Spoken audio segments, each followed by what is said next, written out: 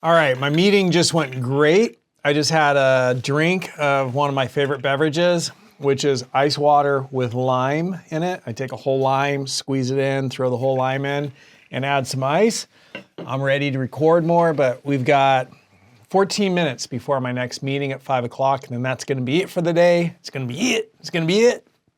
I've got some Southern ancestry on my mom's side, so sometimes Southern talking starts coming out. In this video, what we're gonna take a look at is avoiding procrastination, why we delay, and how to beat it. And so procrastination there's a variety of reasons people could avoid procrastination, right? You could have a fear of failure, and so you're like, I'm not even gonna get started because I'm afraid that I'm not gonna succeed. Some people could have a fear of success or some inner belief that they aren't warranted to succeed.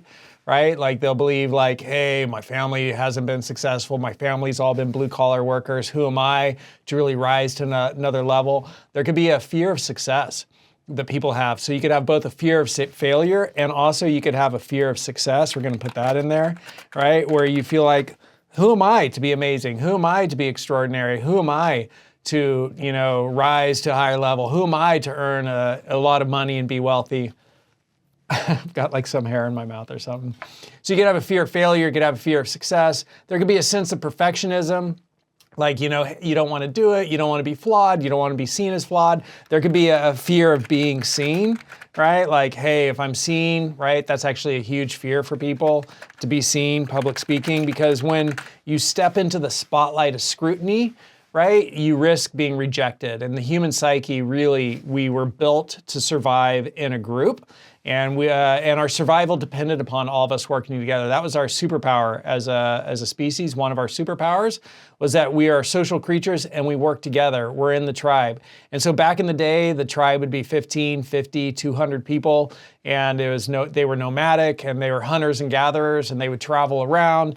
And if you got kicked out of the tribe, you were out in the darkness all by yourself. And you had to face everything that was out there in the wilderness and in the darkness. You had to face it all by yourself, right? And so the wolves, the coyotes, like other humans that were maybe antagonistic to the tribe you came from, like all of those. So your chances of survival were greatly diminished if you weren't in a tribe of people, if you got kicked out of the tribe of people.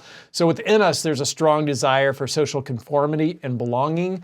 That's one of the three, here's another list for you. Are you ready? That's one of the three core directives of the human mind, the human psyche, the human soul, is we want to survive. That's one of the core directives of the mind. Keep yourself alive, right? We want to procreate. We want to keep the species alive. So keep yourself alive, keep the species alive, survive, procreate. And we do that best by belonging.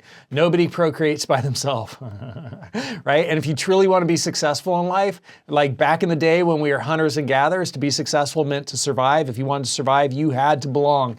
We had to belong to survive. So survive, procreate, and belong. Belonging is essential to procreating, and it's also essential to surviving. That was true in a very literal way back in the day when we were hunters and gatherers, but it's also true today because the more you have a social network, the more you know people, the more you're going to be successful. So belonging, acceptance, all of that deeply wired into the human psyche. And if you talk to people, one of the greatest fears that people will have is that they're not enough, that they're inadequate, that the people are going to reject them, that people aren't going to like them. And this is why, like on social media, the entire thing of like getting likes, getting comments became so popular for people because people wanted to get that dopamine hit, that good feeling. Dopamine is an endogenous drug. It's an endogenous chemical compound that gets released. Endogenous means it's within you. It's native to a certain system.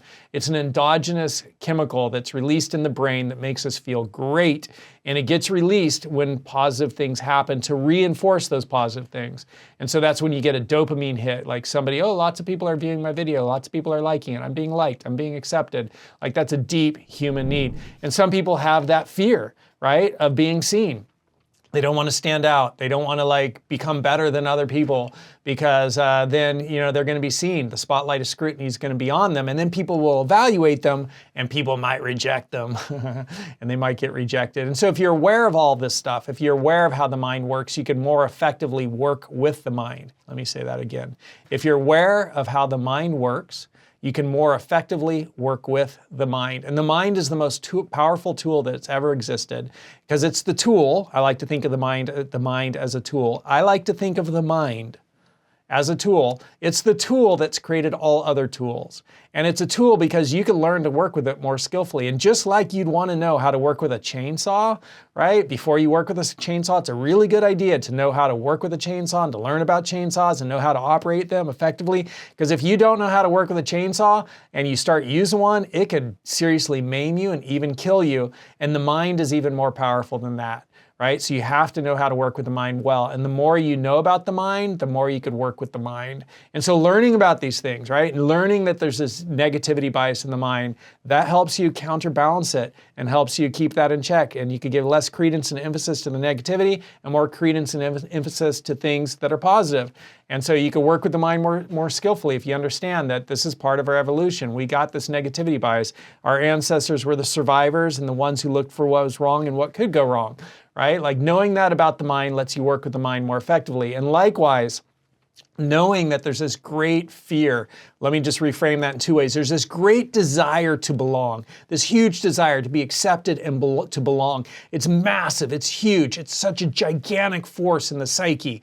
That's why like these reality TV shows, and just like there's this great desire to belong, there's this also counterpart to that great fear of not belonging, of being rejected. And that's why these reality TV shows like Survivor or like Beast Games or like even The Apprentice, right? The Apprentice with Donald Trump, right? These games are all about people being rejected. They're not good enough. They're found inadequate. They've found to be, to have fallen short. And they're fired. They're kicked off the show. They have to go home, right? It's all about rejection. And we watch that like we're watching people go to their deaths, their executions. We're like, ooh, look what's happening. They have to go home. They got kicked out of the tribe, right? Like that's deeply captivating to humans because inside humans, there's this deep need to belong and to not be rejected. And when you know that about the human mind and that you are now in a completely different environment than being a hunter-gatherer traveling around the savannah or the tundra with your tribe where getting rejected was tantamount to death, we're in a different environment now, but the mind hasn't evolved as fast as our environment has evolved. So you're not going to die if you get rejected, but still the mind has that fear. Like today, chances are good, fast, we all experience rejection and we're fine. But you really also need that social network today just to, reiterate the importance of that. And your success is deeply tied to your social network. What you know, who you know, and mindset is how you'll be successful, the 3 factors of success. And then also the 4 areas of health. One of those areas is very much social. And I keep saying those over and over because by me saying them over and over throughout this course, you're going to learn them. Because practice leads to progress and repetition is the mother of mastery. And the more you do something, the better you get at it. Or as I learned from my dog, the more you roll around in something, the more it sticks. Right? And so the repetition is just going to ingrain that in your mind. And we're practicing that here in the course with the 3 things that make you successful and the 4 areas of health, and now also the 3 core directives of the mind: survive, procreate, belong. You're learning these principles about how to be successful in life as a student at college and university and also throughout all of life. And by repeating them, they're getting ingrained in your brain. And just like, playing basketball, you could practice a move and you could own that move, or saying the same thing over and over. You could start to get that material. It gets ingrained in the brain. It starts to be encoded in long-term memory. You start to develop neural pathways that are storing that and remembering that. And this is all an example of how you could train the mind to be more skillful in all ways, including having a better mindset, right? You steep yourself in the material. You hear it over and over, and it starts to become who you are. The soul becomes dyed in the color of its thoughts.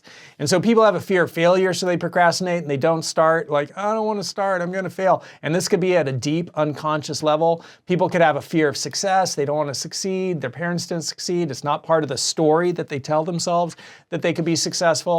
People can have the sense of perfectionism, right? It's not good enough. I can't go out. I'm not pretty enough. I'm not strong enough. I'm not buff enough, right? The product isn't perfect enough. Like the number 1 optimization is to ship, right? Like that, what that means is in Silicon Valley, the first optimization is to get the product out there. Just get it out there and see what happens and then start improving it, right? But perfectionism can stop people from moving forward. It can make them procrastinate and delay, right? Being seen, right? Public speaking, that fear of rejection, that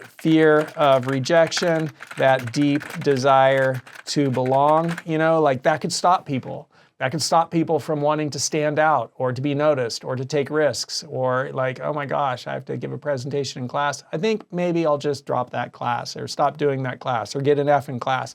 You could self-sabotage, and everybody does it to some degree because they have some deep belief within them, right? That maybe they don't deserve to be that successful. I've had to face that belief right there in my own life that I don't deserve to be that successful. And I've had to say, well, like, why not? Who am I, right? Like, is the question that comes up. Who am I to be that successful? Do I really have that talent? You know, like, and it's like at an unconscious level, these beliefs, but you have to look at your own psyche and start to question, do I have things that are subverting and sabotaging myself? And if so, what are they and how do I change them? How do I create new beliefs, new deep beliefs that, you know what, I actually do a great job and I have great intention and I help people and I want to help people and I want to rise to a larger level. And you have to like decide that that is what you're going to do. You have to set that intention. You have to set that goal and then you have to do it. And so, you know, this is one of the most powerful things. And I already told you, like setting that intention, that goal, right? Like this is what it's going to do. Prioritizing. I told you about prioritizing with my meditation. 1 hour every day, come hell or high water, I'm going to meditate. And if I miss it one day, I make it up the next. Like with that type of commitment and that type of grit, you know, that I am going to do that thing. And like I told you the Will Smith story, like either I'm getting off this, either that guy's getting off the treadmill or I'm going to die. Because otherwise I'm going to keep going until I die. I'm not going to quit. Like you have to have that level of commitment and grit. Like if you say to yourself, I'm getting through this class and I'm going to get a good grade and I'm getting through all my classes, I'm getting through my education, I'm going to get my bachelor's, I'm going to get my master's, I'm going to get my MD or my doctorate. If you say that to yourself and that's your number one priority and you're like, that's going to happen or I'm going to die, I'm going to make that happen. I'll find a way to happen. If you have that level of commitment, right, you got to find that tiger within you, that willingness to like be like, this is it. And now inside me, when I was younger, I didn't have that strength. I didn't have that tiger. I didn't have that warrior spirit, right? But now today within me, like there is a warrior spirit within me that is just like, I will do that thing, like in whatever it is, like there's certain things I'm committed to, I will do that to my death. Right? Like, you know, if my family ever got threatened, it's like the fight is on to the death, right? If anybody, like, you know, you always try to, like, the best way to win a fight is never to get in it, right? But like being committed to things like, I'm going to do this thing. You got to find that commitment, that resolve within yourself that you're going to do it. And so some of the reasons people procrastinate, they're listed right here. And these are just some of them. Sometimes people feel so overwhelmed. They're like, I don't even know where to begin. There's too much to do. You begin with the first step. The longest journey starts with the first step. And then you just keep moving forward. And you're like, knock it out, knock it out, knock it out, knock it out. And that can sound like a lot of adult world stuff. Welcome to the adult world, right? I remember when I was young, one time I was emailing somebody. This is like, you know, back in the early days of the web, and I was like, hey, I have this idea, and I emailed this guy that I thought might be able to help with it, and I emailed him like at 11:40 at night or something crazy like that. It was super late, and he was like, you know, already successful, and he emailed me back immediately, right? Like he's up and he's working right then, and that's how he became successful. It's like, that guy's doing it. He's in the adult world. He is adulting. He's getting stuff done and making it happen. And you have a choice to make. What kind of life do you want to build? What kind of life? And it could be a little bit fierce and you got to balance it. You got to build that balance in. But that tiger, that warrior spirit, having that within you, right? That is only going to serve you well so that when you do need to commit to something, you can commit, you can do it, you can get in there, you can do the work, you have the resolve, you have the ferocity, the intensity to make that happen right now when you need to make it happen. And that's one of the most powerful things that you can get, right? Because it's that force, that soul force that makes things happen. And it's such a powerful soul force that Gandhi even said that this is like the heart of his peaceful movement. Right? Being able to have this soul force, this force within yourself that makes things happen. And that force in India, Gandhi led to the largest land transfer in the history of humanity without warfare from the British Imperial Army and the British system, British imperialism occupying part of India. Through peaceful movement, he created the greatest land transfer in the history of humanity, and the British Empire gave up a lot of land back to India because of this thing which Gandhi had, which was this life force, this soul force. Like, we are resolved, we are committed, this is the outcome that we expect, you know, and we're not going to back down even in the face of death. And he called that soul force satyagraha. And he even wrote a book about it, Satyagraha. And Satyagraha, Gandhi book, right? So here it is. Nonviolent Resistance, Satyagraha. I guess that's the name of the book, Nonviolent Resistance. Yeah, Satyagraha, right here, Satyagraha. And Satyagraha means soul force. So these are reasons people procrastinate, and here are strategies to beat procrastination. Oh, hey, all right, my next meeting is here. Hold on one second. And I just have to text him. Just a second. So here are the ways you break procrastination. You beat it. You break tasks into smaller steps. You know, the longest journey starts with one step, and you enjoy the journey, you enjoy the work, you enjoy the yoke upon your shoulders. You're like, all right, man, let's have a good time. You set that intention to enjoy life, all of it, the work. And yeah, when you're getting started in the world, you're gonna have some grunt jobs with a lot of stuff which isn't so pleasurable. But in my life, one of the things I did is I was like, hey, I'm gonna try to get less of the things I don't enjoy and more of the things I do enjoy as I move forward in my career, right? So I started doing more of what I enjoy and less of what I don't enjoy. And I thought that was a really good framework for thinking. I was kind of proud of myself for coming up with that when I was young, but I thought that was a great framework for thinking about, like, what's my next step in finding a way to make money. I want to find more of what I like and less of what I don't like. And so the longest journey starts with one step. So you just want to start taking those steps. It's a long journey. There's a lot to do, but you just do it. And that's being an adult. And the alternative is that you actually work harder. Like, I know people who didn't go to college, they didn't go to university, and I've seen them not make as much, and I've seen them really have to grind as they got a mortgage and as they got kids, and they're not getting paid as much, and they got to work double shifts. And it's hard, man. So you could do the hard now, or you could do the hard later. It's your choice. But I think it's better, from everything I've seen, it's 100% better to start doing the hard now, start putting in the work. It's your job. Welcome to society. Welcome to the working class, all of us, right? And then that's gonna lead to a better paycheck. Hold on. All right, next thing is to use the next best step. It's like, hey, what's my next best step right now? Next best step. Like, I got an hour free, what's my next best step? You know, I'm gonna sit here in this park, and I'm gonna sit on this bench, I'm gonna read my chemistry textbook, or I'm gonna read my statistics textbook, or I'm going to be driving somewhere, I'm gonna listen to something which is going to build skillful content in my mind. What's my next best step? That's a good framework also. Using accountability systems, you could tell people, right? Like, this is what I'm gonna do, here's my schedule. Or you could post your schedule publicly to your family. You can say, this is my schedule. And then I want you to ask me each week, did I do this? And they will ask you, and you'll be like, I did it, right? But now you're accountable, and you are more likely to stick to a commitment if you write it down, and you're even more likely to stick to a commitment if you tell somebody about it. So, right, if you just think it, you're less likely. If you write it down, you're more likely. If you write it down and tell somebody, you're more likely to stick to a commitment. So have an accountability system with your family, with your friends. Reward progress. You can say, hey, you know what? When I finish this, I'm going to watch a YouTube video. Or when I finish this, I'm going to, you know, when I get through this class, I'm going to go out to dinner with some friends. Like, set a reward. And that way you're working, but you also know there's a barn with some hay in it when you get done with your work, and you're going to go enjoy it. The importance of, and that's a metaphor, by the way, the importance of momentum, because like horses, when they are ready to, you know, get back to the barn, they start running more because they know there's a barn with hay in it. The importance of momentum, you want to get going. A body in motion stays in motion. So get started, right? You want to, like, you know, start making stuff happen, start making progress, because success builds success. As you start doing things and start getting in that habit of working and start building those routines within yourself, you're going to be in motion, and you're going to be able to more easily stay in motion. You'll be able to know how much you can do, your time's being used, you're starting to get the flow of it, right? Like, you want to be in motion. So the importance of momentum. Have a long-term perspective, right? That helps you feel not overwhelmed. So like, okay, this is where I'm going. That's what I want to achieve. That's my long-term perspective. And I have, you know, 8 years, 10 years to finish all of my education and move into my career. It's like, it's all right if I just do 4 classes this semester, and I'll do a couple of summer classes. Like, have a long-term perspective. Like, yeah, there's a lot to do right now, but life is long, you know, and I've got a lot of time to do a lot of stuff. So have that long-term perspective can help. And how treating academics, treating school like a job is also helpful. So treat school like a job, right? It's your job, do your job. Or you can take that harder path in life and, you know, for statistically speaking, you know, you could pay your dues later in life. And then you're doing double shifts at lower wages with harder jobs because you got to support kids and you got a mortgage and, you know, you're married and you got to make it all happen.